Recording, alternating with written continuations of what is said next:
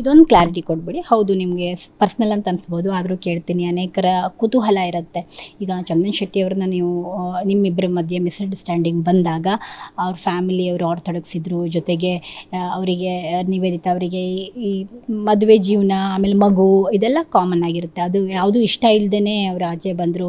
ಆಮೇಲೆ ತುಂಬ expensive, daily hair wash ಮಾಡೋದಕ್ಕೆ ಸ್ಪಾಗೆ ಹೋಗ್ತಾರೆ. ಈ ಥರದ್ದೆಲ್ಲ ವಿಷಯಗಳು ಬಂತಲ್ಲ, ಅವ್ರನ್ನ ನೋಡ್ಕೊಳ್ಳೋಕ್ಕೆ ಆಗಲ್ಲ ನಿವೇದಿತಾ ಅವ್ರನ್ನ, ಅಷ್ಟು ಎಕ್ಸ್ಪೆನ್ಸಿವ್. ಹೀಗಾಗಿ ಇಬ್ಬರ ಮಧ್ಯೆ ಮಿಸ್ಅಂಡರ್ಸ್ಟ್ಯಾಂಡಿಂಗ್ ಬಂತು, ಡಿವೋರ್ಸ್ ಆಯಿತು ಅಂತ. ಇದೆಲ್ಲವೂ ನಿಜಾನಾ ಅಥವಾ ಸುಳ್ಳಾದರೆ ಹೇಗೆ ಸುಳ್ಳು? ಇಲ್ಲ, ಆ್ಯಕ್ಚುಲಿ ಹೌದು. ನಾನು ಪ್ರತಿ ವಾರ 2 ಸಲಕ್ಕೆ ನಾನು ತಲೆ ಹೇರ್ ವಾಶ್ ಮಾಡಿಸ್ತೀನಿ.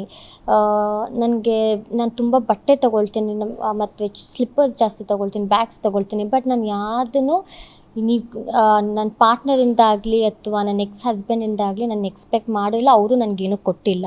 ಅವರು ಒಂದು ಖರ್ಚು ಮಾಡೋದಾಗಲಿ ಏನೂ ಮಾಡಿಲ್ಲ. ಆ್ಯಂಡ್ ನಾನು ನನ್ನ ದುಡ್ಡಿಂದನೇ ಮಾಡ್ಕೊಂಡಿದ್ದೀನಿ. And I am very proud to say ನನ್ನ ಖರ್ಚನ್ನ ನಾನೇ ನೋಡ್ಕೊಂಡಿದ್ದೀನಿ, ಯಾರಿಂದನೂ ಎಕ್ಸ್ಪೆಕ್ಟ್ ಮಾಡಿಲ್ಲ ಅಂತ. ಸೊ ಅದರಿಂದ ಈ ಥರ ಆಯಿತು ಅಂದರೆ ಅದು ತುಂಬ ಸುಳ್ಳಾಗತ್ತೆ. ಅದು ನನಗೆ ಏನು ಹೇಳ್ತಾರೆ, it is not a right thing to say. It is one, ಅದು ತಪ್ಪು. ಆಮೇಲೆ ಸೆಕೆಂಡ್, ಫ್ಯಾಮಿಲಿ, ಬೇಬಿ, ಅದು ಇದು ಅದು ತಪ್ಪು. ಆ್ಯಕ್ಚುಲಿ ಮಕ್ಕಳಂದರೆ ನನಗಿಷ್ಟ. ನಾನು ಯೂಶ್ವಲಿ ಅಂತಿರ್ತಿದ್ದೆ ನನ್ನ ಫ್ರೆಂಡ್ಸಿಗೆಲ್ಲ, ನೀನು ಬಾಯ್ ಬೇಬಿ ಮಾಡ್ಕೊ, ನಾನು ಗರ್ಲ್ ಬೇಬಿನೇ ಬೇಕು ಅಂತ. ಸೊ ದಟ್ ಇಬ್ಬರು ಫ್ರೆಂಡ್ಸು ಲೈಕ್ ವಾಣಿಗೆಲ್ಲ ಹೇಳ್ತಾ ಇದ್ದೆ, ಇವಾಗ ನಮ್ಮಿಬ್ಬರು ಮಕ್ಕಳು ಒಬ್ರನ್ನೊಬ್ರು ಮದುವೆ ಆಗ್ಬೋದು, ಬೆಸ್ಟ್ ಫ್ರೆಂಡ್ಸ್ ಮಾಡೋಣ ಅಂತ. ಸೊ ಅದು ತಪ್ಪು. ಒಂದೊಂದು ಟೈಮ್ ಏನಾಗುತ್ತೆ ಅಂದರೆ ಅಂಡರ್ಸ್ಟ್ಯಾಂಡಿಂಗ್ ಹೋಗಿಬಿಡತ್ತೆ. ಆ್ಯಂಡ್ ಆ ಪ್ರೀತಿ ಇಲ್ಲ ಅಂದರೆ ಇರೋದು ತುಂಬ ವೇಸ್ಟು. ಬಟ್ ಆಗಂತ ಹೌದು, ಐ ಆಮ್ ವೆರಿ ಎಕ್ಸ್ಪೆನ್ಸಿವ್. ನಾನು ತುಂಬ ಚೆನ್ನಾಗಿ ಕಾಣಿಸ್ಬೇಕು ಅಂತ ನಾನು ತುಂಬ ಚೆನ್ನಾಗಿ ನಾನೇ ಮೇಂಟೈನ್ ಮಾಡ್ಕೊಳ್ತೀನಿ. ಯಾರಿಂದನೂ ಎಕ್ಸ್ಪೆಕ್ಟ್ ಮಾಡಲ್ಲ. ಅದಕ್ಕೆ ನಾನು ಹೇಳಿದ್ದು, ನಾನು ಚಿಕ್ಕವಳಿದ್ದಾಗಿಂದನೂ ನಮ್ಮ ಅಪ್ಪ ಅಮ್ಮನ ಹತ್ರನೂ ದುಡ್ಡು ಕೇಳಿಲ್ಲ. ವಿತ್ ಗಾಡ್ಸ್ ಗ್ರೇಸ್ ನಂಗೆ ಚೆನ್ನಾಗಿ ದುಡ್ಡು ಬರುತ್ತೆ, ನಾನು ಚೆನ್ನಾಗಿ ದುಡ್ಡು ಸಂಪಾದನೆ ಮಾಡ್ತೀನಿ, ಎಲ್ಲ ಮಾಡ್ತೀನಿ with good work and everything. So ಬೇರೆಯವರಿಂದ ಕೇಳಿ ಇಸ್ಕೊಂಡು ಮಾಡೋಷ್ಟು ಎಲ್ಲ ನಾನು ಮಾಡಲ್ಲ. ಆ್ಯಂಡ್ ನನ್ನ ಮೇನ್ ಗೋಲ್ ಕೆರಿಯರ್ ಅಂತ ಈಗೇನು ಬಂತು ಅಂದರೆ, ನಾನು ಫಿನಾನ್ಷಿಯಲಿ ಇಂಡಿಪೆಂಡೆಂಟ್ ಆಗಿರಬೇಕು ಅಂತ ನಂಗೆ ತುಂಬ ಆಸೆ. ನಾನು ಬೇರೆಯವ್ರ ಹತ್ರ ದುಡ್ಡು ಕೇಳೋದನ್ನು ನಿಜವಾಗ್ಲೂ ಆಗಲ್ಲ.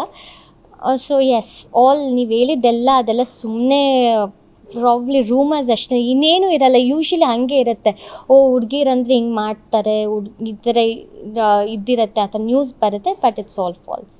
ಓಕೆ, ಯೂಟ್ಯೂಬಲ್ಲಿ ಆ್ಯಕ್ಟಿವ್ ಆಗಿ ಇಲ್ವಲ್ಲ, ಬಿಟ್ಬಿಟ್ರಲ್ಲ ಭಯಕ್ಕೆ? ಅಂದರೆ ನನ್ನ ಪರ್ಸ್ನಲ್ ಲೈಫ್ನ ಈ ಥರ ಆಗೋಯ್ತು, ಹೇಗೆ ತಗೋತಾರೋ ಅಂಥೇಳಿ ನಿಮಗೆ ಕಂಟೆಂಟೇ ಗೊತ್ತಾಗ್ತಾ ಇಲ್ವಾ ಅಂತ. ಅಂದರೆ ನಾನು ಹೆಂಗೆ ತೊಗೊಂಡಾಗ ಹೇಗೆ ಅದು ಕಂಟಿನ್ಯೂ ಆಗುತ್ತೆ ಅನ್ನೋದು ಗೊತ್ತಾಗ್ದೇ.